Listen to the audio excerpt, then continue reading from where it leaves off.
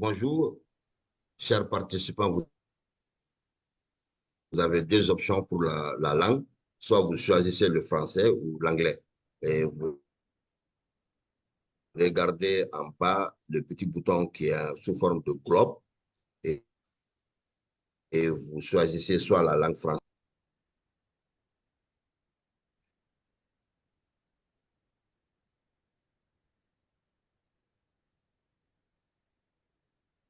Okay. Hopefully you choose English or French as you wish. My name is David Harrington. I'm the program manager of MOJA, the African Continental Project. And hello and welcome to everybody to this webinar. Today, we're looking at the subjects of agriculture, the effect of climate change on agriculture as well, and how adult education is trying to mitigate some of these effects in some examples. In 2025, we picked three priority areas for Moja that we focus on this year mostly. These are based on the inputs of participants in the 2024 in Cape Town. We had the AALE, the African Adult Education, first African Adult Education Conference. And the three areas that we chose for 2025 based on people's inputs were one was digitalization, two was livelihoods, how are people doing different adult education for livelihoods, training for livelihoods, and the third one, which is today's theme, is agriculture.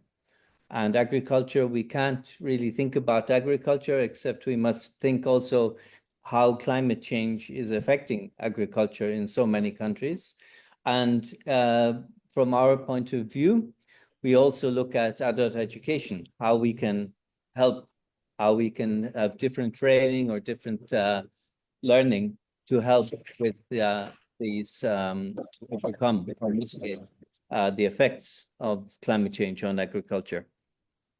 So today we look at examples of agricultural projects that are engaging adults in innovative ways around agriculture, as well as some projects that are helping to adapt to climate change.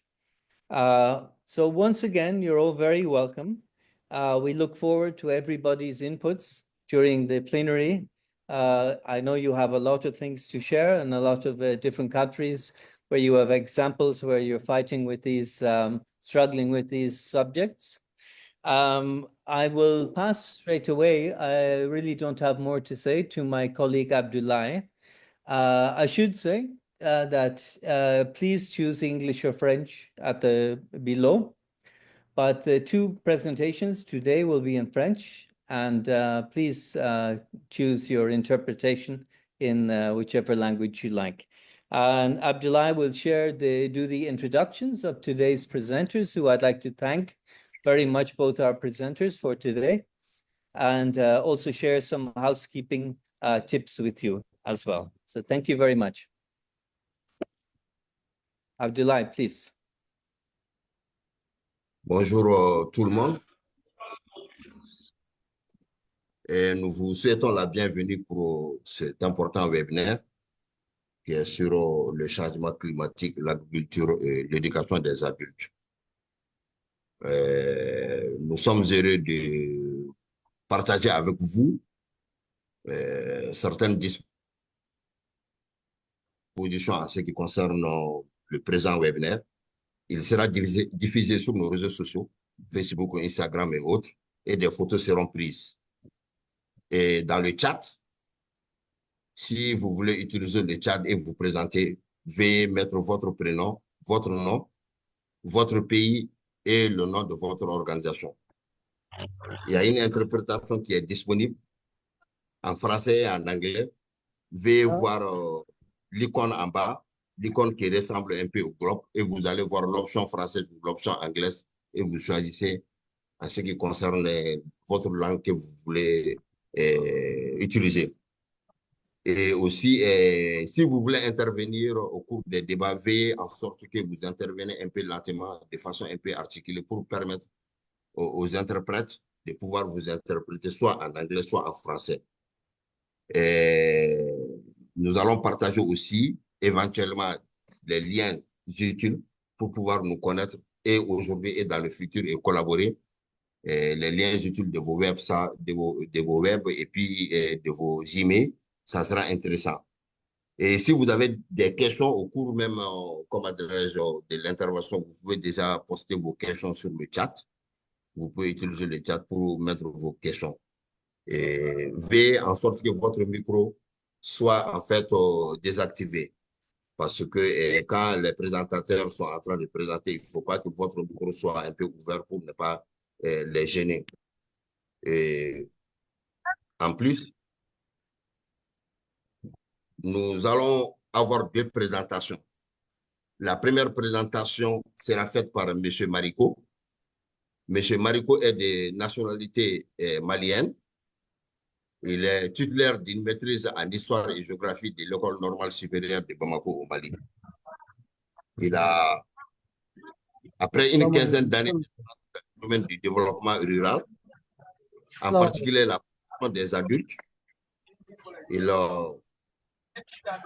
a continué sa formation dans le domaine du changement climatique et est titulaire d'un diplôme d'études supérieures de l'Université de California Davis aux États-Unis. Cette spécialisation a été complétée par plusieurs formations Sorry, Abdullah, organisées par l'UICN. Can we ask people who are not presenting to please mute the microphones? If you are not presenting, please mute your microphone. Thank you. You said? Could you ask the people who are not presenting to please mute their microphone? We're hearing some noises from some people. Chers participants, est-ce que vous pouvez éteindre vos microphones pour nous permettre de présenter? Est-ce que vous avez un peu entendu ce que j'ai dit ou bien vous voulez que je répète rapidement? Donc, je disais qu'on allait avoir deux présentations. Une première présentation, c'est de M. Marico. Je disais que M. Marico est du Mali. Il est titulaire d'une maîtrise en histoire et géographie de l'École normale supérieure. Il a une quinzaine d'années d'expérience dans le développement rural, en particulier la formation des adultes. Il s'est ensuite spécialisé dans le domaine du changement climatique et est titulaire d'un diplôme d'études supérieures de l'Université de California Davis aux États-Unis.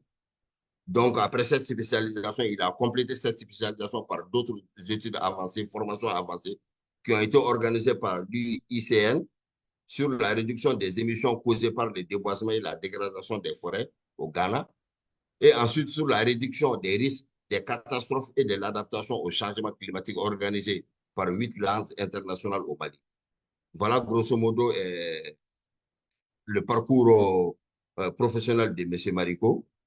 Et avec votre permission, sans tarder, nous allons lui passer la parole pour sa présentation. Je vous remercie. Monsieur Marico? Monsieur Marico?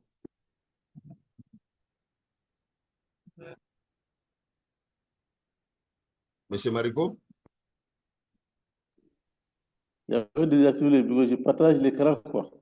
Oui, vous partagez l'écran et vous commencez votre présentation. Oui.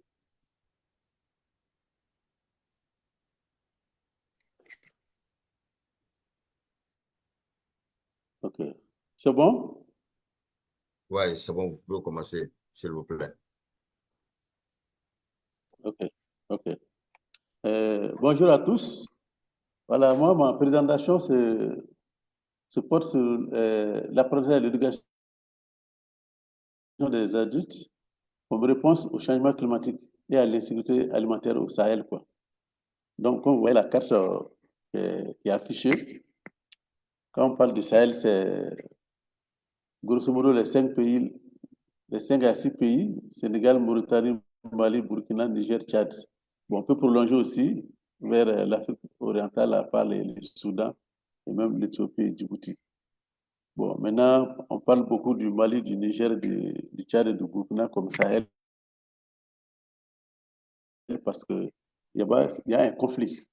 Donc, voici affiché les pays du Sahel. Bon, donc, s'agissant du contexte de cet apprentissage au Sahel, comme réponse au changement climatique et à l'insécurité alimentaire, et, et il propose ce que les sessions pourraient intégrer pays du Sahel, Mali, Burkina, Mauritanie, Sénégal, Niger et Tchad. Bon, on voit que là-bas, l'économie est principalement basée sur l'agriculture, l'élevage et la pêche. Donc, dans le contexte actuel, les moyens de subsistance sont menacés par l'aggravation du changement climatique. Et de ce fait, l'insécurité alimentaire est un problème permanent pour une grande part de la population. Bon, à cela s'ajoute la crise sécuritaire dont j'ai évoqué tout de suite pour le Tchad, le Mali, le Burkina et le Niger. Bon, la photo qui est là, c'est une photo prise dans la région de Kayes au Mali. C'est un village qui fait beaucoup de kilomètres pour accéder à l'eau. Et la dame est aidée par l'âne. David parlait tout de suite qu'il y a beaucoup d'ânes au Mali. En voici un qui sont très utiles pour nous ici. Donc, pourquoi l'éducation des adultes pour le changement climatique?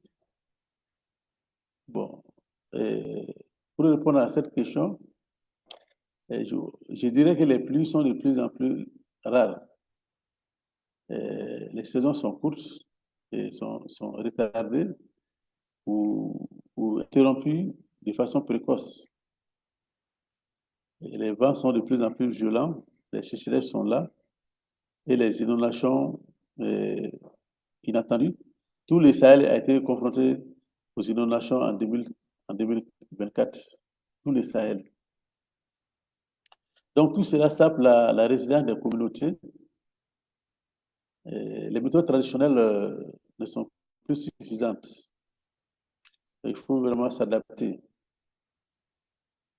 Bon, les gens sont en train de faire des efforts, mais il y a une absence de coordination et d'une coopération efficace entre les différents acteurs. Et c'est fait que les impacts des initiatives ne sont pas tout à fait visibles sur la vie des communautés, quoi. Donc, face à cette situation, il est devenu urgent d'élaborer des plans efficaces d'adaptation au changement climatique qui peuvent garantir les moyens de subsistance des communautés locales et préserver les acquis des initiatives de développement communautaire. Donc, il s'agira de former les communautés, membres et dirigeants, pour qu'ils puissent s'adapter au changement climatique et à la nouvelle réalité du monde qui est marquée par le changement climatique. Vous voyez ici les demi-lunes. Les demi-lunes permettent de récupérer les terres dégradées. Sans les demi-lunes, aucune végétation ne poussera sur ces terres que vous voyez. Les demi-lunes permettent de contenir l'eau de pluie et ça permet d'abord aux herbes de pousser. Ensuite, les arbres feront leur apparition. Et les cordons pierreux qui traversent les demi-lunes permettent à ralentir le ruissellement de l'eau. Donc maintenant, pour la formation, il y a des conditions, des préalables à la formation des adultes. Ils soient motivés. Il doit comprendre la raison pour laquelle il apprend, il est formé. S'il ne sait pas que c'est utile pour lui, il ne sera pas motivé. Il faut que l'apprentissage soit orienté sur l'orientation des problèmes et des questions qui le concernent. Donc, pour ça, il faut sensibiliser les participants pour les prendre de mieux comprendre les problèmes et l'importance de la formation. Bon, les formations, aller dire seulement qu'on va fermer les gens. Il faut qu'il y ait des thèmes pertinents pour eux. Donc, pour cela, il faut un diagnostic. Donc, il faudrait identifier les impacts environnementaux et socio-économiques, c'est-à-dire les groupes les plus vulnérables. Donc, si ce n'est pas ça, on ne peut pas les dire seulement qu'on forme les gens et ils ne seront pas réceptifs à la formation. Donc, il faudrait aussi définir les pratiques innovantes et les adaptations qui peuvent être mises en œuvre par la communauté. Et il faudrait aussi les classer. Parce que quand on va aujourd'hui dans une communauté, on dit ah, quels sont vos problèmes, ils vont tout dire. Ils veulent qu'on fasse tout. Et ce n'est pas possible. Il faut choisir ce qu'on doit faire. Et il faut prendre en compte aussi le fait que ça soit faisable et avec des coûts raisonnables. Et si on doit réaliser quelque chose qui est mauvais pour l'environnement aussi, les remèdes qu'on va chercher, ce sera le contraire qu'on va trouver. Donc, si c'est pas, il n'y a pas les, par exemple, vous voulez organiser des cordons pierreux, est-ce que s'il n'y a pas de pierres disponibles au niveau local, est-ce que ce projet va réussir? Il y a tout ça qu'il faut tenir en compte. Donc, il faut que, concernant la formation proprement dit, il faut que les participants soient disponibles. Parce que ça concerne dans les Sahel, parce qu'on parle de l'agriculture, parce qu'elle est beaucoup plus affectée par les changements climatiques.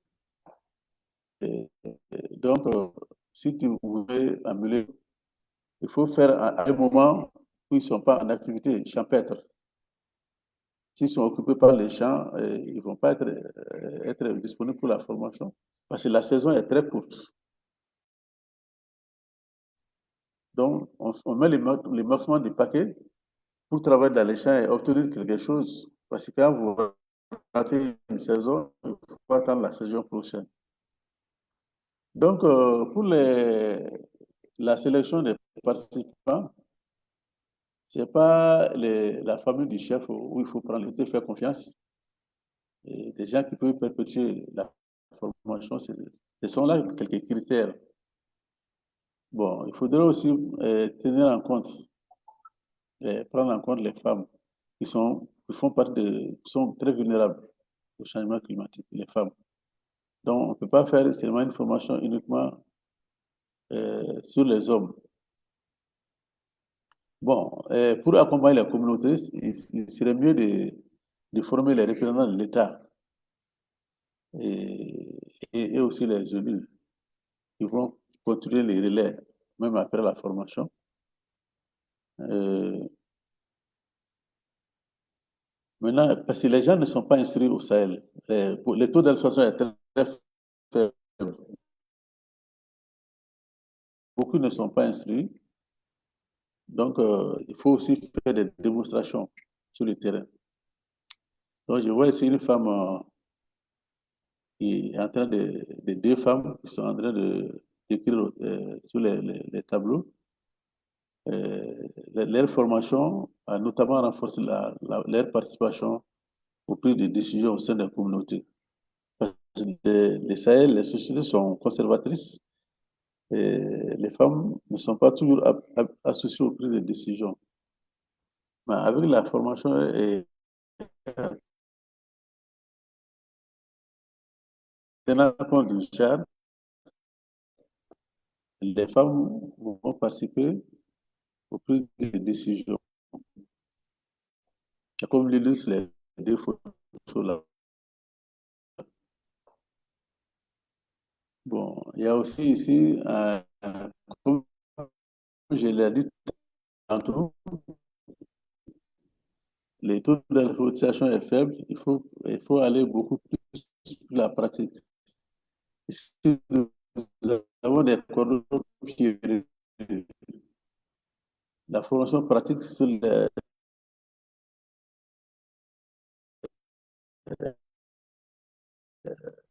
empiré. Vous voyez, les femmes participent à ça, les hommes participent à ça. On a un champ qui est susceptible d'être soumis à l'horizon, dont la démonstration a lieu.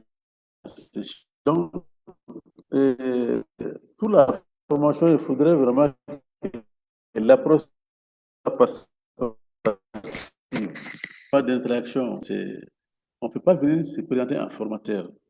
Non, il faut abandonner cette posture. Tu deviens un facilitateur ou bien un modérateur. Parce que les adultes, ils ont aussi leurs expériences. Donc, c'est un échange d'expérience devient en réalité un facilitateur. Il facilite les relations au sein du groupe. Il n'est pas un enseignant comme en classe. Donc, les formations, ça doit proposer des modules. Des modules dans le contexte de celle, et les options concernant l'adaptation et l'atténuation des impacts du changement dans divers domaines, l'agriculture, élevage, pêche, l'approvisionnement en eau, les ressources en eau, et les modules de gestion durable des terres, les modules de gestion durable des terres, c'est-à-dire les technologies de gestion qui utilisent les demi-lunes, comme on a montré sur la photo, les digues en pierre, les fascines et les digues filtrantes. Donc ici, vous avez un Zaï. Comme vous pouvez le voir, c'est un sol très sablonneux. Dans les Sahel, les sols sont généralement très sablonneux, qui ne retiennent pas l'eau. Quand vous ne faites pas des trouaisons comme ça, pour capturer l'huile, les semences ne vont pas pousser. Donc l'eau est emmagasinée dans ces petits trous-là, auxquels on ajoute un peu de fumier. Sinon, si vous semez dans certaines zones, comme ça, comme on le fait d'ordinaire, ça ne va pas pousser, ça ne va pas germer. Donc, il y a aussi l'amélioration des tailles de troupeaux. L'élevage par excellence. On pratique ce qu'on appelle l'élevage sentimental, voire des grands troupeaux, mais une sécheresse va venir et beaucoup de bétail vont mourir. Donc, il s'agit de faire ça, de réduire la taille du troupeau et investir dans d'autres domaines avec les produits de l'élevage. Il y a aussi les activités génératives de revenus des femmes. Parce que les femmes sont les groupes les plus vulnérables, je le répète encore, au changement climatique. Donc, il faut les appuyer pour qu'ils puissent mieux nourrir les enfants et aider les hommes. Vous avez ici la transformation des produits maraîchers. Il faut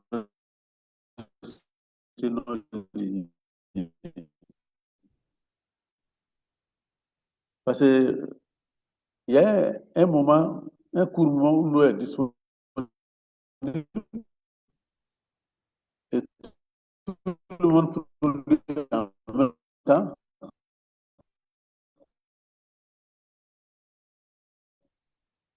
Amène au marché en même temps. Donc, il y a la mévente. Les produits se dégradent, se détériorent. Donc, le fait est de former les femmes à la conservation de ces produits par les séchages solaires avec un séchoir pour les femmes. Le premier, c'est au sud du Mali. Cette photo, c'est au sud du Mali. Cette photo, ça, c'est au nord. Ça, c'est jusqu'à Menaka. Au- au- au nord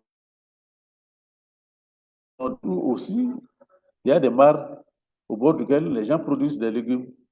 Et il y a un moment où ça ne peut pas ou pas bon, vous voyez aussi, il y a beaucoup de produits locaux. Les femmes ne savent pas comment les associer pour donner un élément nutritif aux enfants. Donc ça, c'est une formation sous l'arbre à palabres.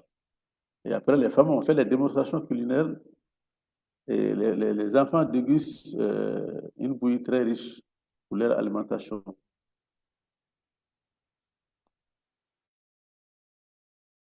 Donc, il y a aussi l'amélioration de la pêche. Parce que les eaux de surface sont diminuées, il faut aller maintenant faire la pisciculture dans les étangs ou dans les mares. Voilà. Aussi, il y a la gestion des forêts, la plantation d'arbres, la valorisation des produits de la forêt de cueillette. Donc, tout ça, c'est des mesures qui permettent aux gens, quand ils tirent tous ces bénéfices de la forêt, ils vont les entretenir. Ça va éviter un peu le déboisement.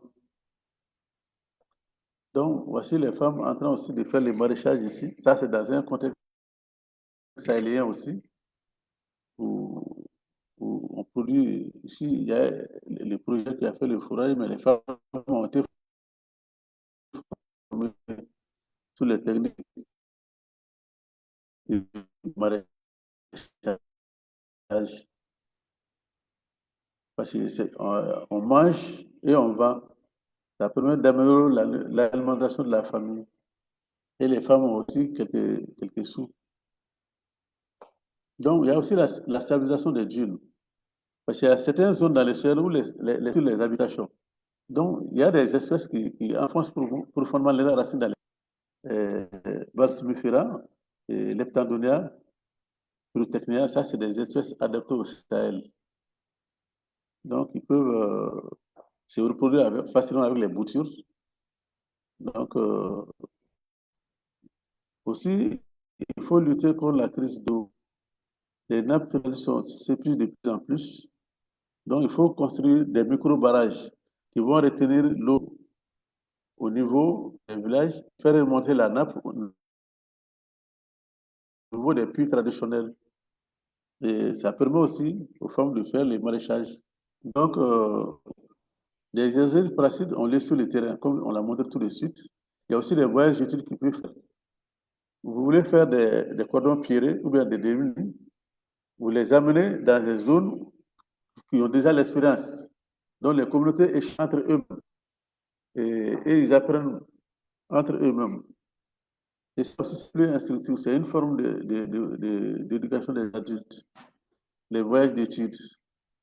Parce que les voyages d'études permettent aux, aux- aux communautés, aux leaders communs d'échanger entre eux.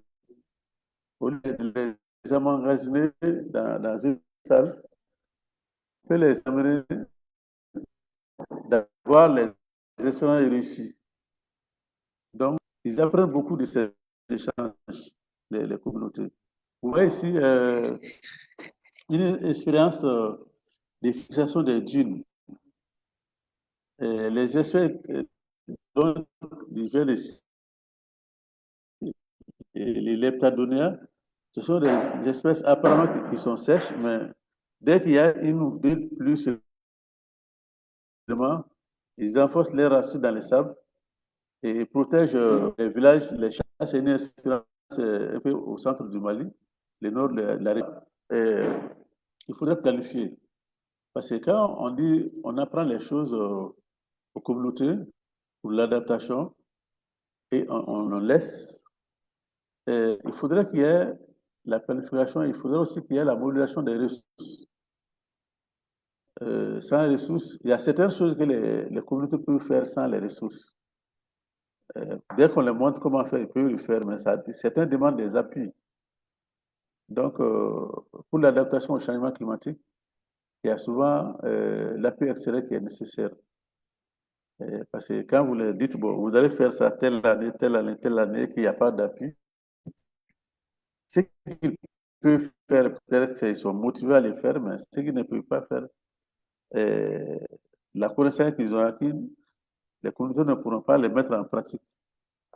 Donc, la photo là, c'est une photo de formation. Euh, ouais, ici, les femmes participent aussi bien que les hommes. Donc, pour la conclusion, je dirais que les bonnes pratiques d'adaptation au changement climatique dans les Sahel, c'est pas cette formation ne doit pas être une activité isolée. Il faut que les formations soient suivies d'activités concrètes. Sinon, ça n'arrivera à rien. Parce que le but de la formation, c'est de réduire un problème, c'est de réduire la vulnérabilité, de renforcer la résilience des communautés. C'est ça le but de la formation. Donc, on ne peut pas dire qu'on va former et puis on les laisse comme ça. Donc, je voudrais vous montrer quelques photos sur les gens qui ont mis en pratique les formations reçues. Vous avez la photo de cette femme qui a été formée sur l'arboriculture. Elle a vraiment réussi sa plantation de papayers et qui se vend très bien. Et c'est devenu un appui pour la famille. La femme, là, elle a payé un peu de labour pour leur famille et ça a renforcé leur sécurité alimentaire, les revenus de la production de papaye. Il y a cette dernière aussi qui a été formée pour l'élevage. Elle elle n'appartient pas à une communauté d'éleveurs, hein, mais avec la formation et l'encadrement, elle a pu réussir dans l'élevage des moutons. Et elle peut appuyer son mari à aider à nourrir les enfants.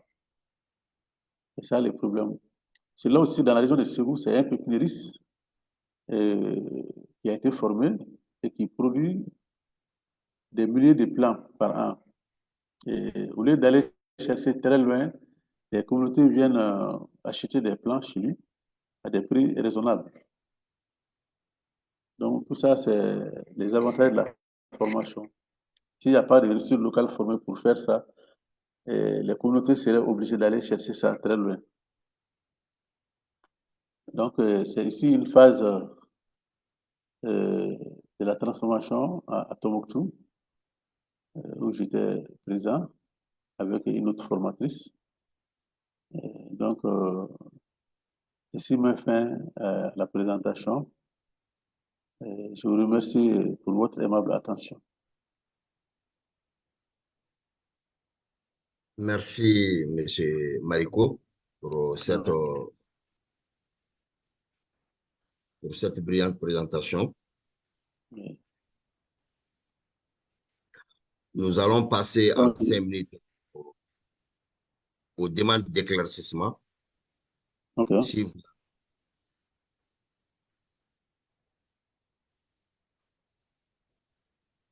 Donc, nous demandons aux participants s'ils ont des demandes d'éclaircissement. Ok. Ils peuvent mettre dans le chat. Je vais noter les questions. Voilà, ils peuvent aussi poser leurs demandes d'éclaircissement. Mais nous,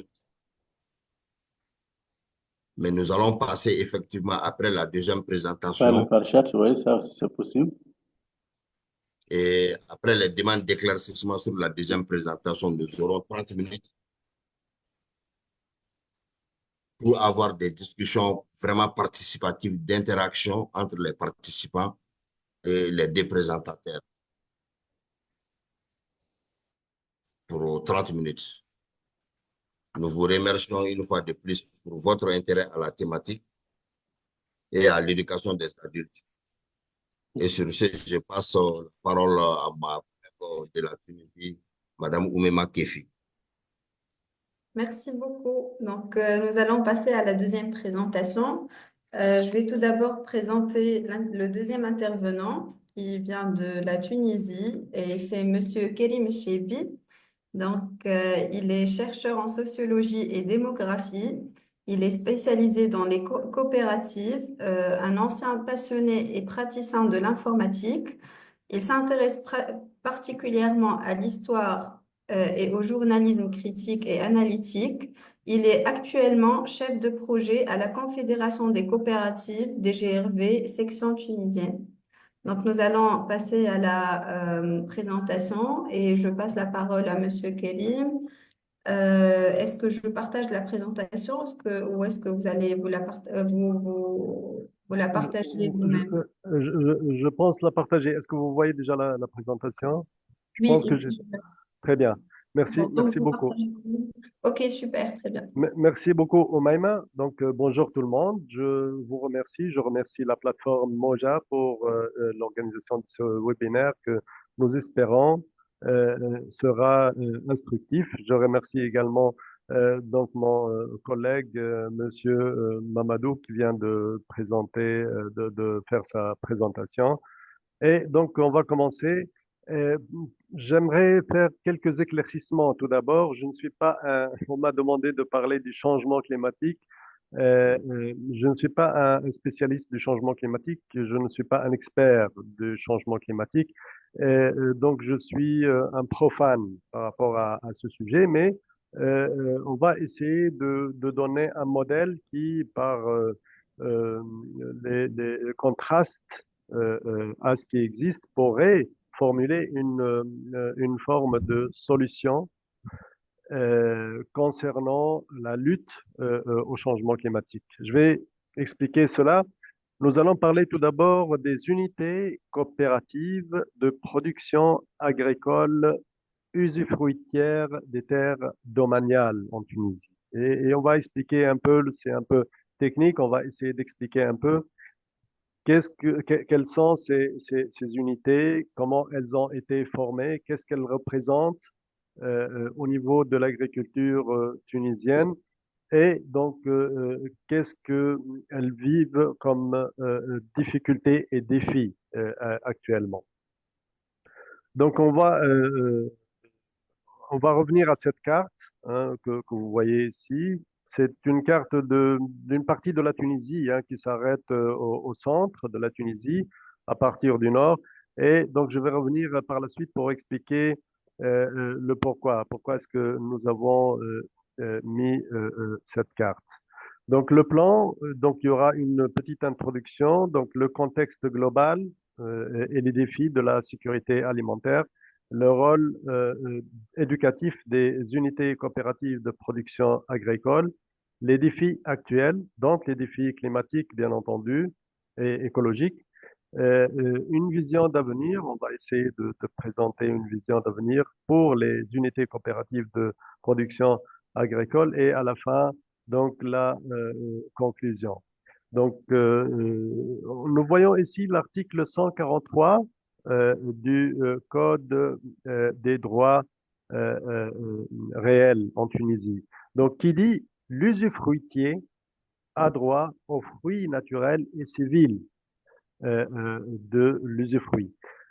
C'est un peu technique, mais je vais essayer d'expliquer. Ça veut dire que quand je suis un bénéficiaire d'un usufruit dans le droit tunisien, je n'ai pas le droit à la propriété de la terre C'est qui a moi, été... Kéline.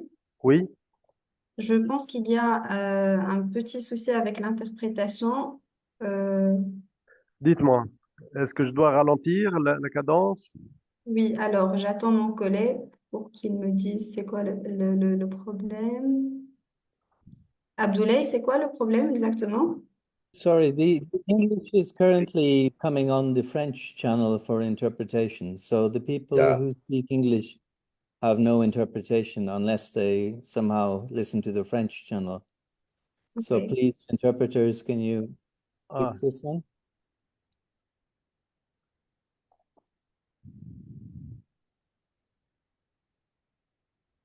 Yeah, I'm hearing you on the French channel. I don't know if it's the same for other people.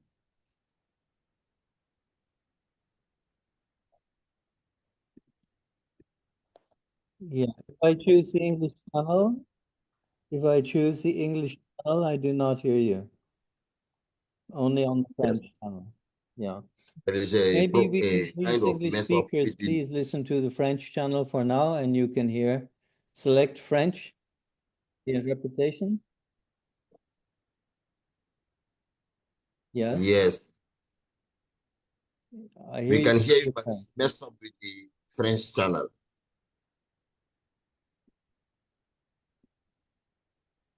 It's still French. Yes. Yes, we can. Okay. Okay. Thank Sorry, you. Karim, about that pas de mix-up. souci, pas de souci. It's better people can hear You're you welcome. now. Please Ok, continue. ok. On Ok, peut reprendre, alors. ok. Donc je reprends, si vous voulez, très rapidement. Nous parlions de l'usufruit. c'est une forme de contrat qui est passé entre l'État et les unités coopératives. Donc, les terres sont des terres domaniales, c'est-à-dire qui appartiennent à l'État, à l'ensemble national, et qui sont mises à disposition des agriculteurs qui sont en train de les cultiver. La forme d'organisation est sous forme de coopérative, et c'est pour cela que c'est particulier. Pourquoi est-ce que ces agriculteurs sont dotés de ce droit d'usufruit? Parce que à la sortie de la colonisation, à la fin de la colonisation, lorsque la Tunisie a repris les terres des colonisateurs français, il y avait une grande confusion au niveau du cadastre, c'est-à-dire que les terres n'appartenaient pas aux agriculteurs qui la travaillaient.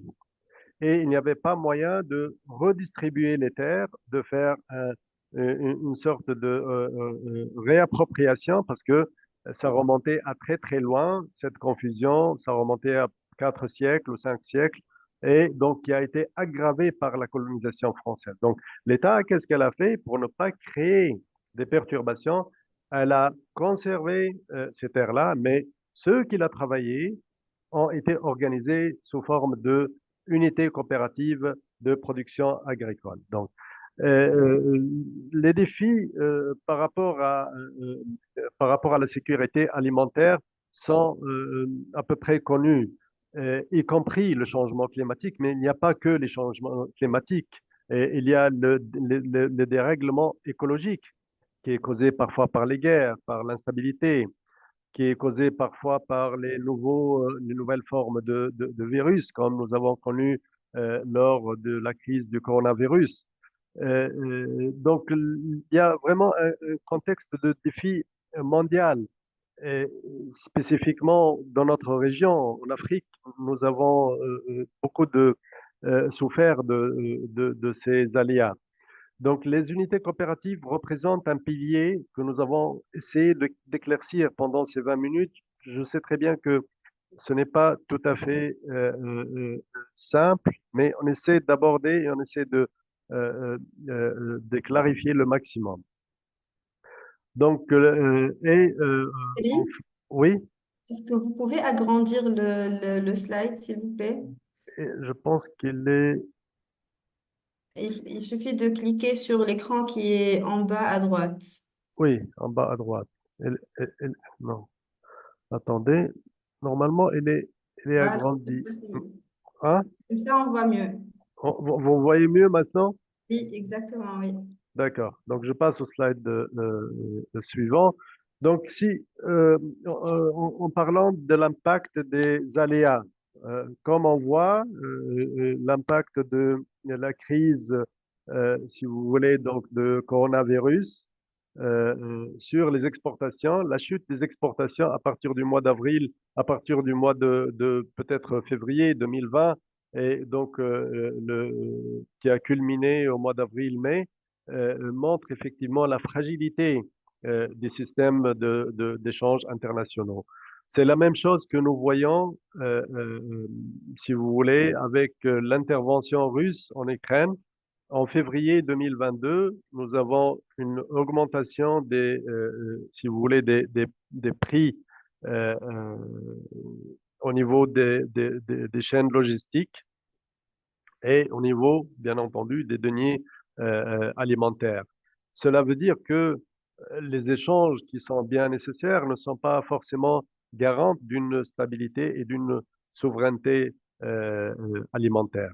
Il y avait un slide ici que j'allais introduire, mais malheureusement n'a pas été ajouté. C'est pour parler, qui parle effectivement des aléas climatiques en Tunisie et sont dans les études prospectives liées essentiellement à l'augmentation de la température qui va atteindre peut-être 2,5 degrés de plus d'ici 2050 et la rareté des précipitations. Notons que à peu près 80% des agriculteurs en Tunisie sont de petits agriculteurs, c'est-à-dire qui ont des terres moins que 10 hectares. Et c'est très, très difficile de gérer les conditions donc, climatiques difficiles quand on a de petites surfaces et quand on travaille de manière isolée. Le contraste que font les UCP, nous allons le voir par la suite. Je vais revenir à ce modèle-là, à ce slide-là par la suite.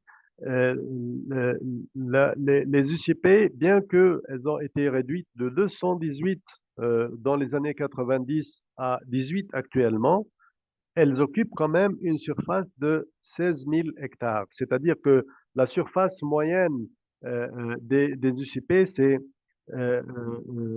superficie de 889 hectares actuellement.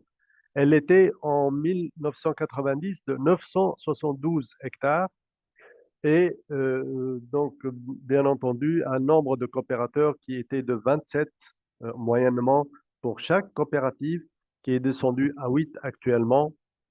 Et je pense que le nombre a été amélioré, hein. Donc ça, c'est la source, c'est l'étude de diagnostic sur les coopératives en Tunisie qui a été publiée en 2022. Donc depuis, le nombre a augmenté, le nombre de coopérateurs et la moyenne des coopérateurs a augmenté également.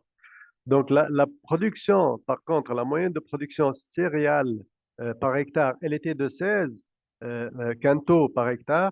Maintenant, en 2020, elle est arrivée à 25 quintaux par hectare, c'est-à-dire qu'il y a une amélioration nette au niveau de la productivité.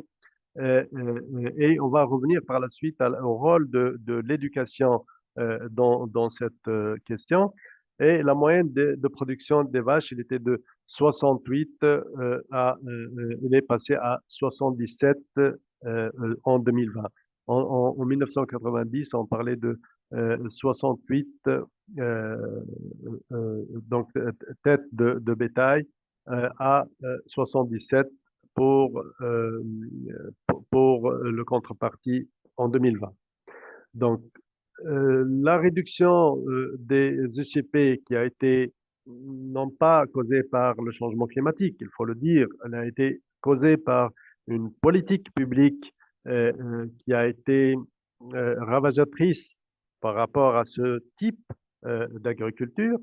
Laissez-moi dire que ce type d'unité coopérative était un motif de fixation des populations rurales dans leur communauté à partir du moment où la perte des coopératives, la perte de célérité ici que nous voyons dans cette courbe, donc plus il y avait un manque des coopératives qui étaient dissoutes, et plus il y avait la migration interne, c'est-à-dire que les communautés rurales quittaient leur ruralité et partaient vers les grandes agglomérations, vers la capitale, vers les grands centres comme donc industriels comme Sfax par exemple ou comme la ville de Sousse et délaisser leur terrain. Il faut dire que les unités coopératives, c'est vrai que le nombre d'agriculteurs qui sont coopérateurs, il est réduit, mais il y a aussi des contractuels qui travaillent dans les coopératives et il y a également toute une économie donc, de proximité qui s'organise autour des unités coopératives qui a été bien sûr victime lorsque ces unités coopératives ont été abandonnées et dissoutes. Ce qui a créé par conséquent un dérèglement écologique également, parce que quand la communauté rurale, elle va quitter, elle va plus travailler, labourer leurs terres, donc la diversité, la biodiversité, elle est menacée et tout l'écosystème, il est fragilisé de manière qui n'est pas forcément récupérable sur le court terme.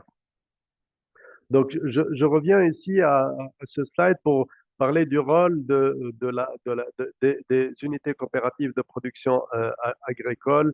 Donc, il y a de l'apprentissage informel et non formel, c'est-à-dire il n'y a pas au jour d'aujourd'hui, jusqu'à maintenant, il n'y a pas un apprentissage formalisé qui a été effectué, que ce soit sur les méthodes agricoles, que ce soit également sur la gestion, la gouvernance coopérative. Il y a de l'apprentissage non formel et informel et ponctuel. Là, par exemple, dans cette photo, nous voyons un agent de la protection civile qui est en train de passer des informations sur la protection des machines agricoles, des moissonneuses-batteuses pendant la saison de moisson, la protection donc contre les incendies et les autres donc aléas possibles dans les champs. Mais ça reste toujours des apprentissages ponctuels. Donc, il y a aussi une autre forme d'apprentissage des adultes qui est de bouche à oreille. Ce sont les agriculteurs les plus anciens qui vont accompagner les agriculteurs jeunes qui viennent rejoindre la coopérative, soit en étant travailleurs, soit en étant coopérateurs, et qui vont leur transmettre les savoirs, qui vont leur transmettre les compétences sur le terrain, c'est-à-dire c'est comme des écoles champs qui s'organisent de manière tout à fait naturelle et spontanée. Maintenant, est-ce que ces écoles champs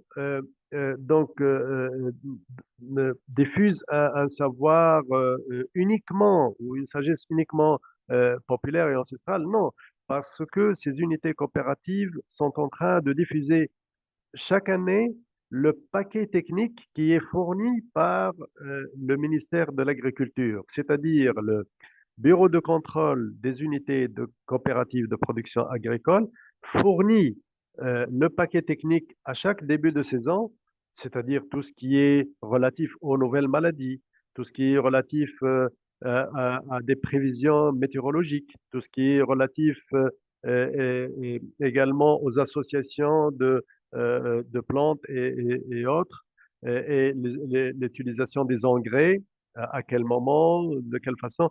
Donc tout ça, il est passé de bouche à oreille à travers les connaissances et à travers les liens, le maillage qui est entre les coopérateurs à l'intérieur ou au sein de l'unité donc coopérative de production agricole.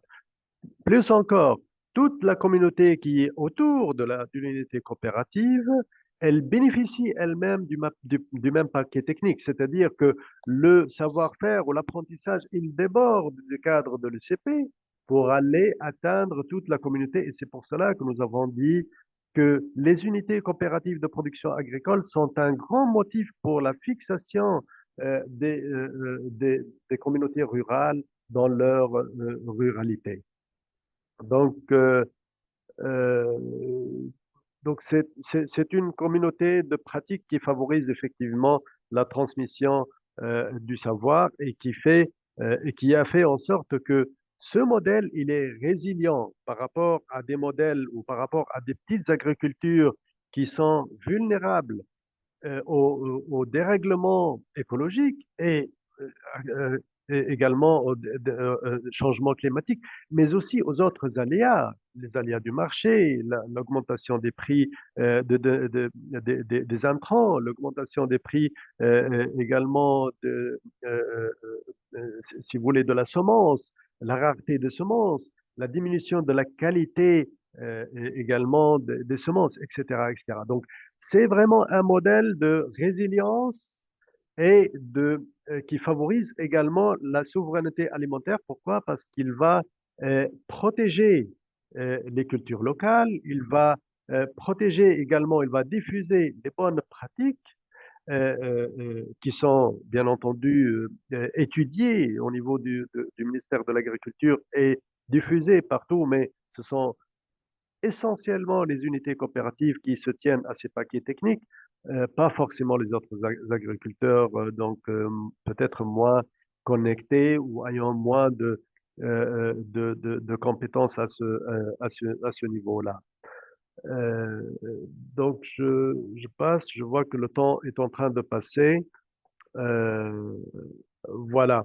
Donc là, il y a un besoin de formalisation que nous avons touché. Il y a ici des sessions de formation qui ont été organisées au profit des unités coopératives de production agricole des trois types, c'est-à-dire les coopérateurs, les fonctionnaires, les directeurs techniques des coopératives et également donc les fonctionnaires, les cadres de soutien qui travaillent au bureau de contrôle relevant du ministère de l'Agriculture. Et nous avons ressenti, ou nous avons eu des recommandations, des demandes urgentes pour formaliser donc l'éducation des membres des UCP, mais aussi des directeurs de la direction technique, du staff technique des coopératives, et également, très important aussi, de donner une meilleure, d'apporter une meilleure connaissance, un meilleur savoir sur les unités même, sur la gestion des unités, parce que parfois même le staff technique qui encadre, il n'est pas tout à fait au courant et n'est pas tout à fait conscient également du potentiel, bien entendu, stratégique de ces unités coopératives de production agricole pour lutter contre l'exclusion, pour lutter contre la désertification des zones rurales, pour lutter également contre le dérèglement écologique et le changement, bien entendu, climatique. Donc, il y a quelques chiffres quand même que j'ai pu recueillir de la part de quelques coopératives qui nous parlent parce que c'est vraiment très aléatoire, hein. Donc, il y a la diminution des précipitations ces dernières années parce que les unités coopératives sont vraiment en contact régulier avec les centres de métrologie et essaient et tiennent des cahiers et tiennent des cahiers d'historique de la pluviométrie et les conséquences que ça apporte par rapport à leur production, surtout la production céréalière qui est en rapport avec la pluviométrie, avec la pluie. Quand il y a une sécheresse, comme nous avons vécu ça les 7 dernières années, et dans le nord, je vais revenir maintenant, si vous permettez, je vais revenir à la carte pour vous montrer. Dans le nord de la Tunisie, nous disposons de 8 coopératives à Béja, 2 coopératives dans la région de Bizerte, 2 coopératives dans la région de Caban, une coopérative à la région de Zarouen et 2 coopératives dans la région de Sélienne. Et enfin, le plus au sud, c'est Sidi Bouzid et on ne va pas plus loin. Pourquoi? Parce que à l'époque coloniale, les terres qui étaient au sud, il n'y avait pas la même confusion de cadastre, c'est-à-dire que les familles, les tribus avaient et connaissaient parfaitement les limites de leurs terres. Il y a eu donc un certain blanchiment au fur et à mesure après l'indépendance de ces terres-là. Les familles et les tribus ont pu récupérer la majeure partie bien entendu, des terres. Et la deuxième chose, c'est que les colonisateurs n'ont pas été plus loin, c'est-à-dire les fermes les plus fertiles ont été exploitées par les colons français, mais au-delà, c'est-à-dire allant vers le sud, il n'y a pas eu une véritable mécanisation et colonisation.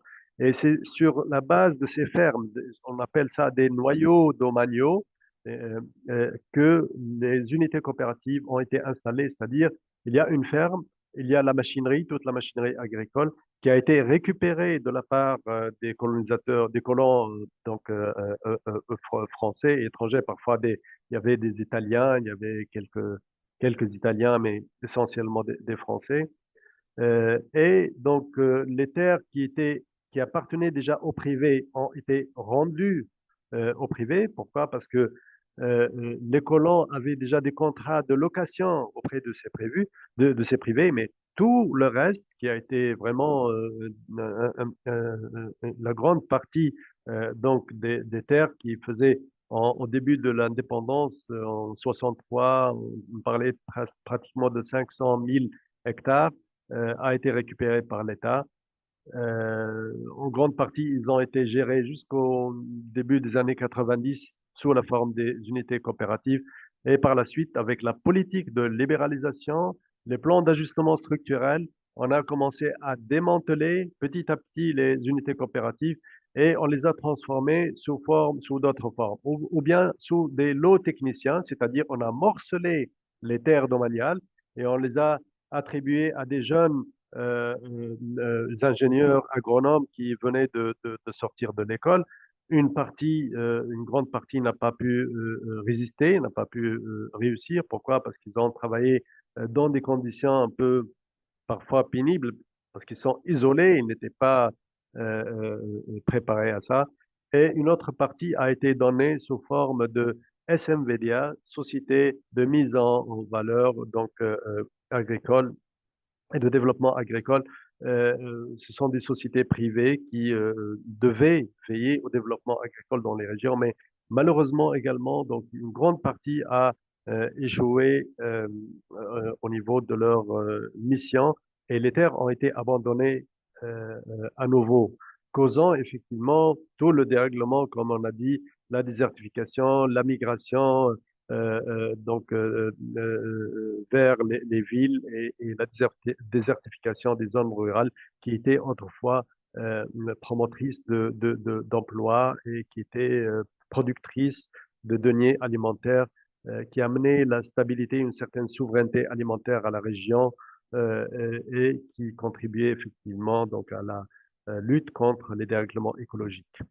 Je pense que le temps qui nous a été accordé a été épuisé.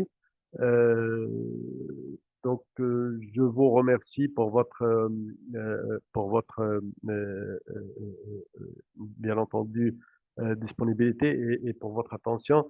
Et je reste à votre disposition s'il y a des clarifications que vous souhaitez de notre part. Merci beaucoup.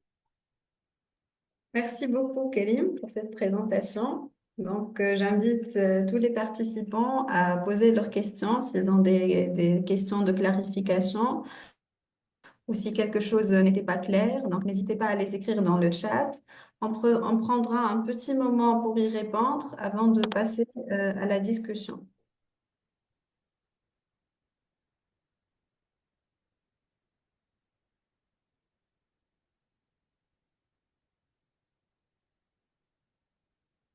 S'il n'y a pas de questions de clarification, on peut passer à la discussion.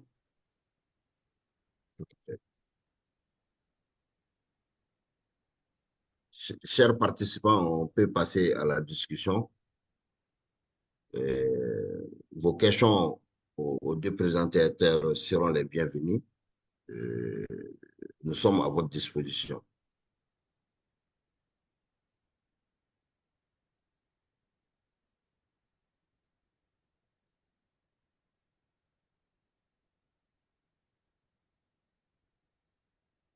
Il y a quelques questions qui ont été posées sur le chat également. Je crois à l'attention de M. Marico. Monsieur Marico, vous m'entendez? Monsieur Marico? Est-ce qu'il est en ligne, Monsieur Marico? Monsieur Marico? Oui. Ouais. Il y a des questions qui ont été posées sur le chat. Oui. Voilà, pour vous. Vous m'entendez maintenant? Oui, je vous entends. Il y a des questions pour vous. Par exemple, il y a Narges Ben Brahim qui a posé la question, vous proposez des échanges et des déplacements pour les apprenants ou pour les formateurs, car la disponibilité des femmes rurales n'est toujours pas possible vu leur engagement et le coût qui serait difficile. Oui, j'ai noté la question déjà. OK, si vous avez noté toutes les questions, est-ce que vous pouvez maintenant commencer à répondre aux questions? Et s'il vous plaît, chers participants, s'il y a d'autres questions encore, vous pouvez prendre la parole. Vous pouvez lever vos mains et prendre la parole.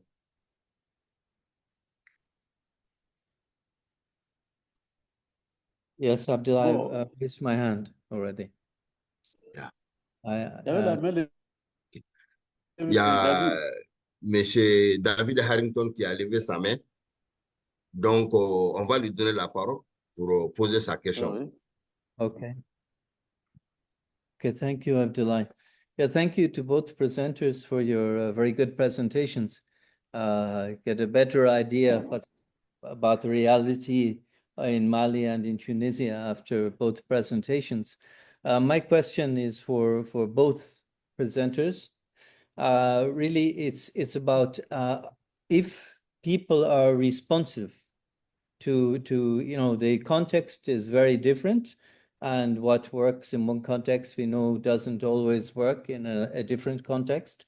Even what works in Bamako in Mali maybe doesn't work in another part of Mali, and the same in Tunisia or another country. But my question is, are people responsive to the projects that you're trying to do with them? And if they're responsive or not, what kind of things do you find people respond to? What do people really say, yes, we need this training, we need this knowledge in both cases? So I don't know who will go first. Monsieur Karim et Monsieur Mariko, la question est pour vous deux. Oui, il faut reprendre la question en français là. Donc, il disait en substance, Vous pouvez David, reprendre la question en français. ouais, je reprends la question pour vous. David disait en substance que les contextes sont différents. C'est-à-dire le contexte, par exemple, de l'Afrique du Nord, de la Tunisie et le contexte de l'Afrique de l'Ouest du Mali sont différents. Vous avez des bénéficiaires, voilà, vous avez des bénéficiaires potentiels et des groupes cibles. Est-ce que ces groupes cibles, est-ce qu'ils disent, ou ces bénéficiaires disent réellement, nous avons besoin de telle formation ou telle formation, nous avons besoin de tel appui ou tel appui? Comment est-ce qu'ils réagissent par rapport, en fait, aux offres des différentes organisations? Est-ce qu'eux-mêmes, ils sont partie prenante de ces offres-là? Est-ce qu'eux-mêmes, ils font en quelque sorte une priorisation ou ils sélectionnent? C'est-à-dire, ils identifient, sélectionnent leurs besoins de formation, de renforcement des capacités. Qu'en est-il exactement? OK. C'est valable pour vous, c'est valable pour M. Karim, la question.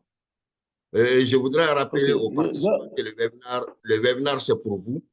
Le webinaire est participatif, il n'est pas monologue. C'est-à-dire que nous savons exactement que vous avez certainement des questions. Vous voulez avoir des clarifications. Nous serons vraiment très heureux que vous participiez, que vous preniez la parole et que vous posez des questions ou que vous apportez des contributions.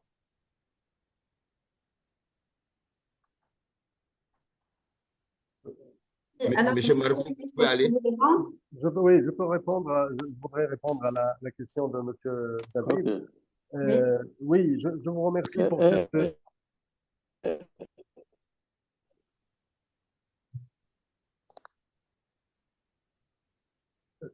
Je commence. OK. Donc, je vous remercie pour cette question pertinente. Effectivement, les contextes sont différents et il faudrait aussi prévoir une panoplie de solutions pour chaque cas. Et parfois, les solutions sont un peu complexes. Ne suffit pas de donner de l'information. Parfois, il faut faire de l'accompagnement sur du plus long terme. Et parfois, il faut faire une intervention technique. Parfois, il faut savoir comment regrouper les gens. Et parfois, avant de les regrouper dans des coopératives, il faut baisser les barrières. Parfois, il y a des peurs et il y a des craintes.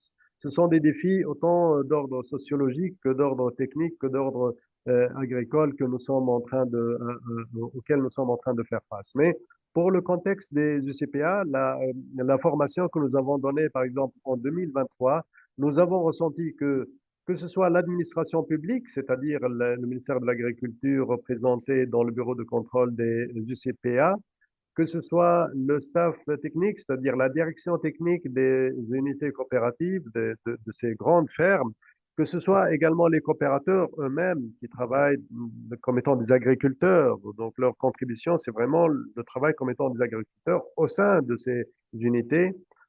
Tous ont exprimé le besoin de formaliser. C'est ce que nous avons dit également, que ce soit dans l'article que nous avons voulu publier sur Moja, que ce soit également dans cette présentation. Il y a vraiment un besoin de formaliser et d'avancer. Et le savoir, il passe, si vous voulez, donc l'apprentissage entre les pairs se produit de manière très, très fluide. Du moment que l'information elle est disponible, du moment qu'il y a un cadre, si vous voulez, donc qui accepte, si vous voulez, et qui favorise l'apprentissage, et du moment qu'il y a la ressource humaine, c'est-à-dire qu'il y a les formateurs, les experts, les accompagnateurs qui facilitent uniquement. Hein, le travail, c'est vraiment de faciliter parfois les échanges, beaucoup plus que donner un savoir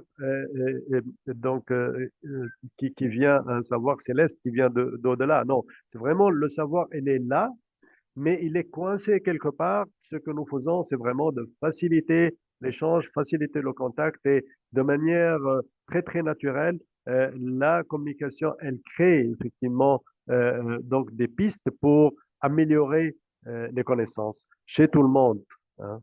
Entre autres chez nous, chez les experts également. Et ça, on l'a vraiment remarqué à plusieurs reprises. Très bien. Ok. Ok. Merci. Monsieur Mamadou, Oui, si je vous vais voulez répondre à la continuer question. à la suite de Karim pour répondre à David. Maintenant, concernant les besoins de formation, ici, nous, on fait un diagnostic d'abord. On va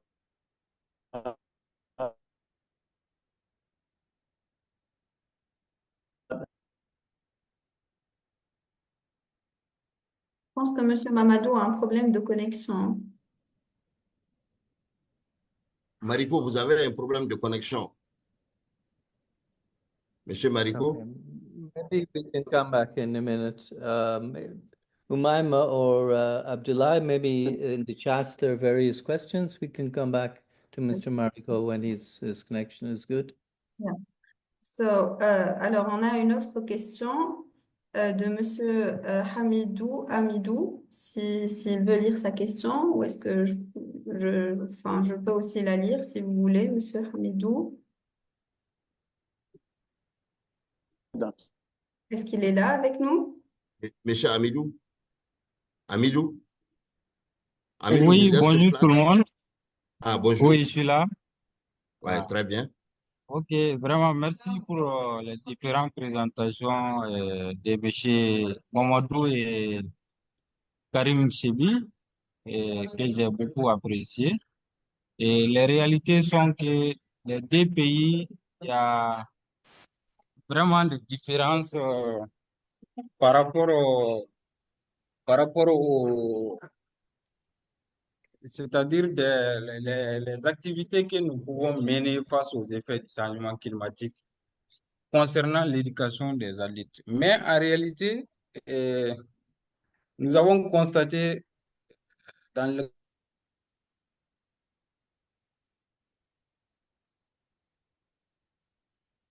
Amidou? nos États ne sont pas impliqués, ça sera très difficile aux projets et aux programmes de répondre aux besoins de ces communautés.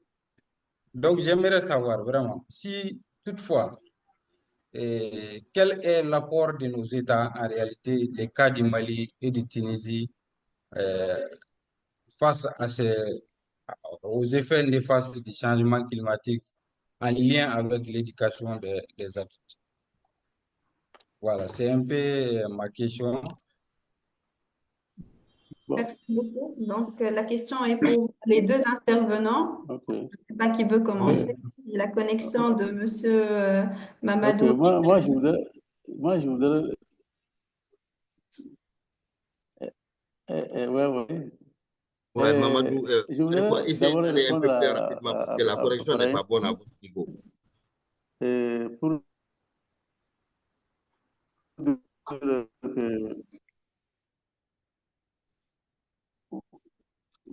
Mariko, est-ce que vous pouvez revoir votre connexion? Voilà, Vous êtes donc les déplacements des femmes, en tout cas chez les femmes qui ont été choisies. Yeah, maybe Karim can answer while Vous n'entendez pas? is Non, working. non, Vous si vous m'entendez pouvez pas? revoir votre connexion, est-ce que vous êtes connecté sur Wi-Fi ou bien si vous avez une connexion Oui, téléphone, essayez de je voir suis, vos crédits et essayez de revoir votre je connexion suis, et revenir dans 2 minutes comme ça. On peut passer à je Karim suis, en je attendant. suis, je suis connecté sur Wi-Fi. OK. Je suis connecté sur Wi-Fi. Ouais, passez à Karim Sola, je suis connecté sur Wi-Fi. Ouais, Mais on passe à Karim, essayez de voir votre connexion et revenez dans 2 minutes. Monsieur Karim, s'il vous plaît, Ok, il y très a bien. beaucoup de questions. Par exemple, Monsieur Karim, il y a une question de Madame Salomé Tera. Salomé, oui, j'ai vu, oui. Ouais, Salomé Tera. Sur Je les crois que c'est une... technologies, sur les nouvelles Ouais, technologies, j'ai vu, oui. Je vais tout essayer à de fait. répondre par, tout d'abord à M. Amidou, je vous remercie pour Ouais. cette question. Pour ce qui est du cas de la Tunisie, le ministère de l'Agriculture, par exemple, il met en place une agence de vulgarisation et de formation agricole depuis déjà le début de l'indépendance. Cette agence, elle essaie de fonctionner tant bien que mal. Mais pour les effets du changement climatique, j'ai essayé de faire, encore une fois, je ne suis pas un spécialiste, je ne prétends pas être expert du sujet, mais ce qui est sûr et certain, c'est que j'ai posé la question aux concernés, aux bénéficiaires, c'est-à-dire aux coopérateurs et directeurs dans les ICP. Il n'y a pas une formation. Il n'y a pas quelque chose qui a été donc spécifiquement conduite pour former les gens sur les impacts de changement climatique. Mais ce qui est sûr et certain, dans l'autre côté, c'est qu'il y a tout un travail pour préparer les saisons et pour essayer de fournir les statistiques nécessaires et pour essayer d'encadrer et d'accompagner les agriculteurs de manière générale pour réussir les saisons. Et je pense que ça fait partie peut-être ça fait partie des raisons de la résilience des projets en Tunisie. Euh, je pense qu'il y a une autre question, Madame Limem, elle a posé la question si c'est les mêmes défis du changement climatique sur les. Encore une fois, je ne veux pas induire en erreur, mais à mon sens, pourquoi est-ce que les UCP ont cette capacité de résilience face au changement climatique? Par exemple, quand je parlais tout à l'heure des régions, la différence, nous avons en Tunisie 5 biotopes différents entre le nord et le sud, 5 biotopes.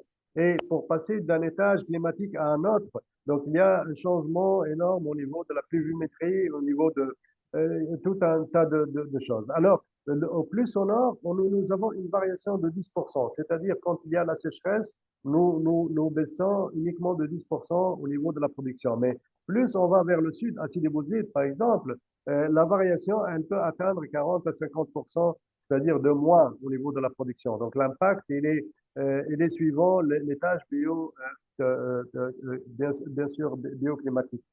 L'autre chose, c'est que, si vous voulez, les UCP disposent ce sont des unités qui disposent de grandes surfaces, et c'est pour cela qu'ils peuvent varier la production, varier les plantations, apporter vraiment des solutions organiques.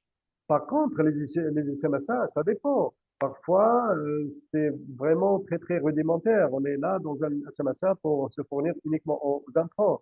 Et à ce moment-là, qui fait l'apprentissage, c'est le commerçant, c'est le fournisseur des intrants. Et parfois, il veut vendre au plus cher, il ne veut pas vendre le plus organique. Donc, ce sont des choses qui différencient les unes des autres, à mon avis. Revenir à Madame Salomé pour la question des technologies de l'information.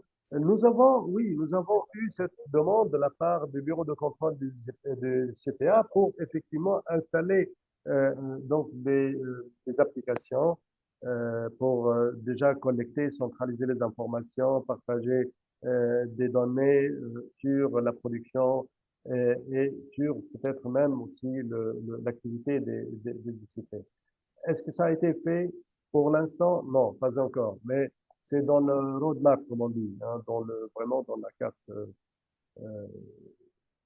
de route. Oui, ça peut se faire et ça va se faire forcément. C'est la force des choses, hein. Finalement, aujourd'hui, on est tous reliés, on est tous connectés. La preuve est ce webinaire aussi. Donc, il y a une autre question de Madame Salomon, toujours.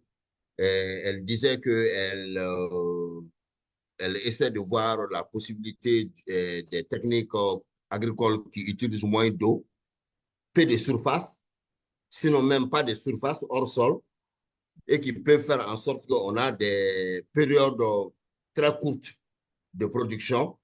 Est-ce que ça, c'est possible? Est-ce que ça, c'est envisageable? Ça, c'est une question aussi de Madame Salomon. Vous avez compris, Karim, je reprends pour vous. Vous reprenez, s'il vous plaît, oui, parce que je n'ai pas Il trouvé y a la Madame question. Salomon qui Oui. dit, est-ce qu'il y a des possibilités de techniques culturelles qui utilisent d'eau, moins d'eau Et moi, et moins de surface, sinon même hors sol, et qui font en sorte qu'on puisse faire des productions beaucoup plus rapides. la question. Oui, il y a effectivement une direction vers tout ce qui est hydroponie, hein. Donc, il y a effectivement aujourd'hui cette tendance en Tunisie. Dans les UCP, on est en train de tester aussi quelques techniques en utilisant les photovoltaïques, les bâches à eau, etc. Donc, également tout ce qui est serre hydroponique est en train d'être testé, évidemment. Merci. Monsieur Marco, votre connexion, c'est bon. Vous pouvez répondre aux questions qui vous ont été posées. Monsieur Marico. Bonjour, Monsieur Marico. Monsieur Marico. Bonjour. Oh, bon, ça va. Moi, je vais aller passer. Bon, vous m'entendez? Ouais, Bon, tout à fait. Vas-y. vous m'entendez? Ouais, vas-y. Voilà. Donc, je voudrais aller avec la question les participants qui a posé la question de la prise en compte des soucis Tout des à fait. jeunes. Vas-y. Bon, pour les jeunes, les jeunes participent toujours aux formations. Ils ont toujours l'air délégués, parce qu'il y a des organisations de jeunes dans toutes les communautés. Quand les formations sont organisées, les jeunes participent et leurs préoccupations sont prises en compte.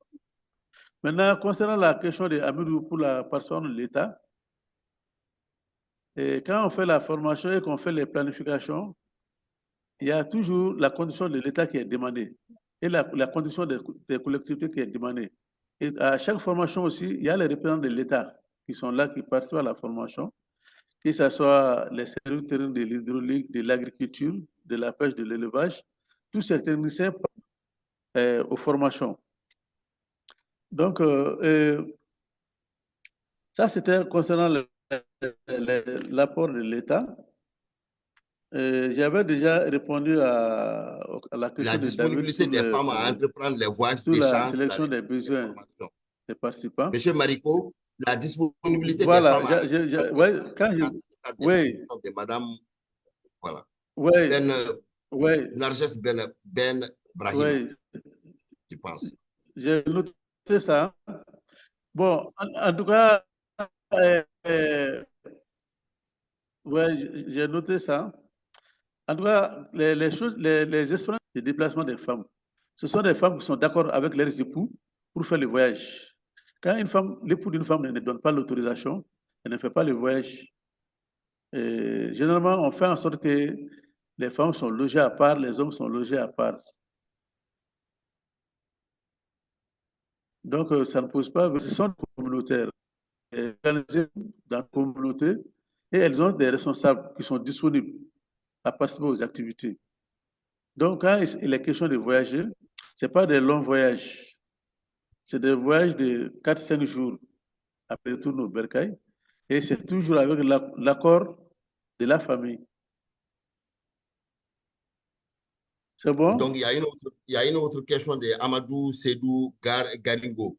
Amadou Sedou Garingo qui demande quels sont, Oui. quels sont les meilleurs outils pédagogiques pour former des agriculteurs adultes à des pratiques agricoles durables.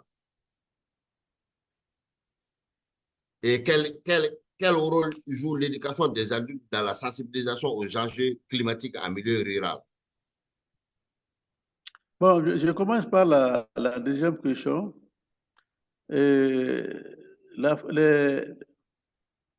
Comment dirais-je, la sensibilisation des adultes. Bon, ça leur permet de prendre conscience de la situation. Parce que certains pensent que c'est quelque chose qui est fatal et que ça dépend de Dieu et qu'on ne peut rien changer. Mais ils baissent les bras. Maintenant, avec la sensibilisation et la formation sur les pratiques, les bonnes pratiques d'adaptation au changement climatique, les gens se rendent compte que, ah oui, c'est possible qu'on s'adapte à cette situation et qu'on puisse renforcer les résultats à cette situation. Ça, c'est à la suite de la sensibilisation et de la formation. Sinon, certains pensent que c'est pas possible, on ne peut rien faire. Mais on les explique. C'est possible d'avoir des semences améliorées, c'est possible d'avoir des méthodes culturelles. C'est possible de suivre les informations météo et pour s'en sortir. Je ne peux pas trop répondre à ça parce que moi, je sais que les gens ont des techniques agricoles qui permettent d'emmagasiner la pluie. Par exemple, les labours contre la pente qui permettent de ralentir le ruissellement. Il y a aussi des cordons purés qui permettent l'infiltration de l'eau dans le sol. Et il y a aussi les ailes dont j'ai parlé. Les ailes consistent à faire des pokés pendant la saison sèche, en attendant l'arrivée de la pluie et mettre du fumier dans les pokés. Maintenant, quand il pleut, au lieu que l'eau s'écoule, l'eau est emmagasinée dans les trous là. Et ces pokés-là, c'est dans ça qu'il faut s'aimer. Parce que c'est plus humide que les autres parties du sol. Et ça permet aux gens d'avoir des milles poussés, des maïs poussés. Et chaque fois qu'il pleut, l'eau est emmagasinée. Et que cette partie reçoit beaucoup plus d'humidité que les autres parties. C'est la technique qui est très généralement utilisée dans les Sahel, la partie du Zaï. C'est bon? Allô? Allô? Oui, Yes, we can hear you. Il y a Kolota qui n'est pas là. Il est là? Karim, vous avez des questions vous avez des réponses à donner, M. Karim, en ce qui concerne ces deux questions des participants, ou c'est bon? Je pense que, Monsieur Amadou, quels sont les meilleurs outils pédagogiques pour former les agriculteurs?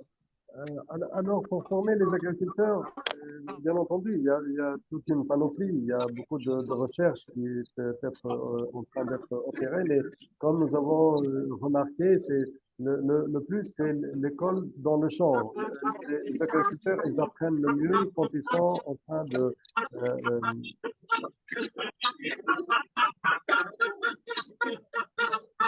S'il vous plaît, vous pouvez fermer vos micros.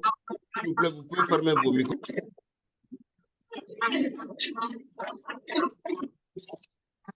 S'il vous plaît, vous pouvez fermer vos micros, s'il vous plaît. Très bien, merci. Merci à vous. Donc, il y a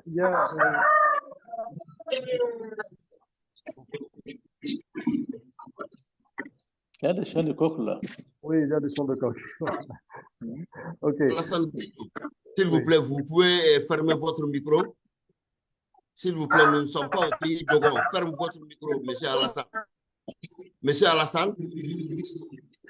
Oui, s'il vous plaît, vous pouvez fermer votre micro. Nous ne sommes pas au pays d'Ogon. Il faut fermer votre micro, il y a du bruit. Merci. Merci OK, beaucoup. monsieur Karim, vous pouvez aller. Merci beaucoup. Merci beaucoup. Donc, par rapport au changement, bien sûr, la sensibilisation, bien entendu, il y a toujours donc de l'effet. Les gens aujourd'hui apprennent, que ce soit dans les milieux ruraux ou dans les villes, ils apprennent aussi beaucoup sur les réseaux sociaux, etc. Maintenant, le plus important, encore une fois, je reviens là-dessus, je pense que c'est quelque chose qui doit être tenu en considération, c'est aussi les efforts qui sont fournis par l'État au niveau que ce soit de la vulgarisation agricole ou également donc je sais que la DVV en Tunisie est partenaire avec la VAPA, l'agence de vulgarisation de formation agricole, qui font beaucoup de travail. Le champ, comment on appelle ça, l'alphabétisation sur les champs, en se basant sur un concept de la FAO, je pense, qui est le CEP, champ école producteur. Donc les gens sur le champ et ils sont en train d'être formés sur différentes techniques, différentes choses et ils sont également en train d'être alphabétisés. Il y a beaucoup d'efforts qui sont fournis à notre avis. Mais il y a une chose, je pense que la résilience face au dérèglement écologique et climatique est tributaire essentiellement de notre, de notre, si vous voulez, donc, euh, encore une fois, je ne suis pas l'expert, je ne suis pas un spécialiste des changements climatiques, mais laissez-moi vous dire, c'est vraiment ce que je remarque, c'est que il faut s'accrocher à notre spécificité. Et quand on veut faire de la monoculture et quand on va dans des zones arides et qu'on veut faire des cultures très donc énergivores et qui demandent beaucoup d'eau, ça c'est pas bon. Parfois sous prétexte qu'on va améliorer l'exportation, on est en train de contribuer au dérèglement écologique. Et je pense que l'une des questions nous a parlé du Sud tunisien.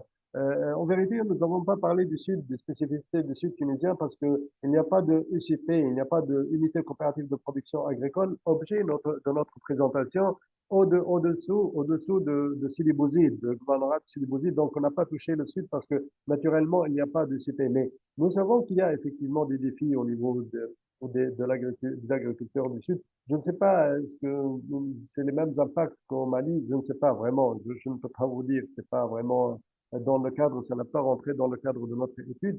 Mais disons que là où nous avons visité des cultures qui sont plantées comme ça, par exemple les palmiers qui sont en monoculture, c'est là où il y a plus de vulnérabilité aux maladies. Là où il y Ouais. a plus de diversité, de biodiversité, et là où il y a plus de résilience. Je pense que ce sont les sujets sur lesquels nous pouvons peut-être réfléchir dans un autre webinaire ou autre, en invitant aussi des spécialistes. Mais c'est pour ça qu'on n'a pas vraiment évoqué le Sud et les défis au niveau du Sud tunisien. Très bien. Merci beaucoup. Donc, il y a d'autres questions dans le chat. Et c'est bien, mais on n'a plus le temps pour répondre à ces questions. Donc, on peut par contre euh, vous mettre en contact et n'hésitez pas à échanger entre vous, d'accord? Donc, on va passer à la présentation suivante. Et je vais partager mon écran.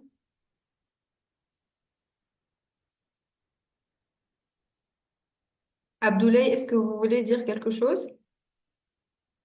Non, pas du tout, Oumema. Très bien. S'il vous plaît, passez à la présentation. Très bien. Alors, je pense que vous connaissez tous Moja. Par contre, aujourd'hui, je vais vous présenter une nouvelle section sur Moja. Donc, je vais commencer rapidement par la présentation de la plateforme. Donc, comme vous la connaissez, Moja est une plateforme en ligne pour les professionnels et les praticiens de l'apprentissage de l'éducation des adultes dans le secteur privé, public, la société civile et le milieu universitaire en Afrique. Et c'est un lieu de partage, de création de liens, euh, de partage de connaissances, etc., dans le continent africain. Et l'avantage de faire partie de ce réseau est d'avoir un accès à des informations sur l'apprentissage et l'éducation des adultes en Afrique, de connaître aussi d'autres organisations dans l'éducation des adultes et l'apprentissage tout au long de la vie. Vous pouvez aussi participer à des événements comme ce webinaire aujourd'hui et échanger avec d'autres personnes d'autres pays africains et apporter votre propre expérience et aussi avoir un aperçu sur tous les événements qui se passent dans toute l'Afrique sur l'éducation des adultes. Donc, si vous voulez voir la plateforme, n'hésitez pas. Donc, vous pouvez soit scanner ce QR code ou bien taper directement www.mojaafrica.net et vous allez trouver les articles. Vous pouvez vous-même partager des articles. Vous pouvez partager aussi des ressources et bien sûr participer aussi à nos événements. Et aujourd'hui, je voudrais vous présenter une nouvelle section qui est la page pays. Donc, la page pays est une vitrine nationale de l'éducation des adultes et l'objectif derrière est de mettre en valeur et de donner plus de visibilité au secteur de l'éducation des adultes. Donc, Je vais directement lire. Il s'agit d'une fiche nationale de référence qui présente de manière synthétique et visuelle les éléments clés liés à l'éducation des adultes dans chaque pays partenaire, notamment les politiques, pas seulement partenaires, mais aussi tous les pays de l'Afrique. Il suffit juste d'avoir les informations nécessaires pour les mettre sur le site. Donc, on vous présente les politiques et cadres réglementaires existants. On vous présente aussi les principaux programmes et projets en cours, les institutions et acteurs impliqués, les bonnes pratiques, innovations et ressources, et les défis et perspectives du secteur. Donc, je voudrais quand même partager avec vous, je vais arrêter ce partage, mais je voudrais partager avec vous la page du pays, comme ça vous pouvez directement la voir.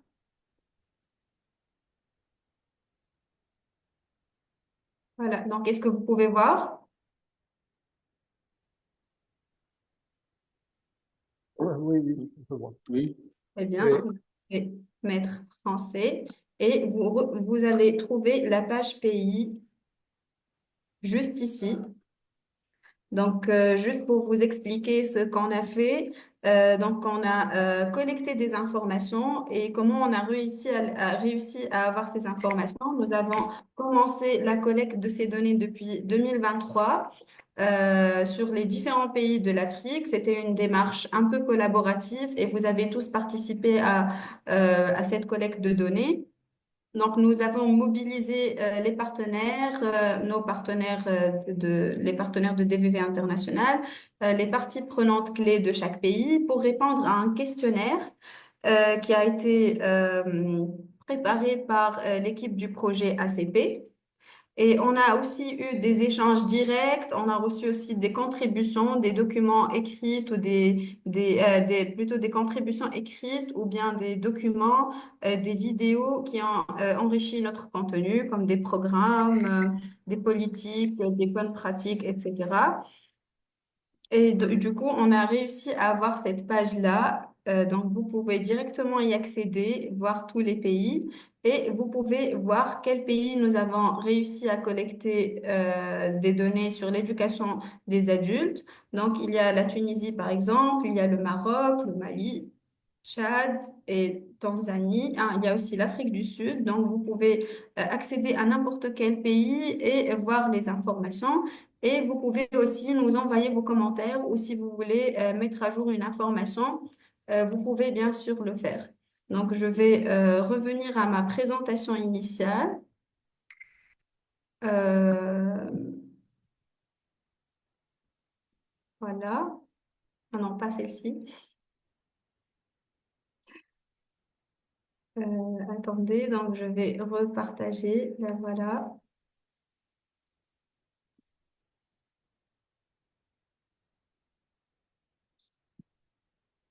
Donc, comme je viens de vous le dire, on a encore besoin de vérifier quelques informations. On a toujours besoin de mettre à jour ces pages-là. Donc, n'hésitez pas à nous envoyer des informations sur info@mojaafrica.net. Donc, on a besoin de votre aide. Vous pouvez envoyer les données manquantes si vous pensez qu'il y a des données qu'on n'a pas réussi à les avoir, des documents, des coordonnées clés. Vous pouvez proposer une relecture ou une validation et vous pouvez aussi participer à une session d'échange pour avancer ensemble. Donc, si vous voulez avoir euh, un appel pour mieux parler de ces informations-là, vous êtes les bienvenus et n'hésitez pas à noter info@mojaafrica.net pour parler de ces informations-là.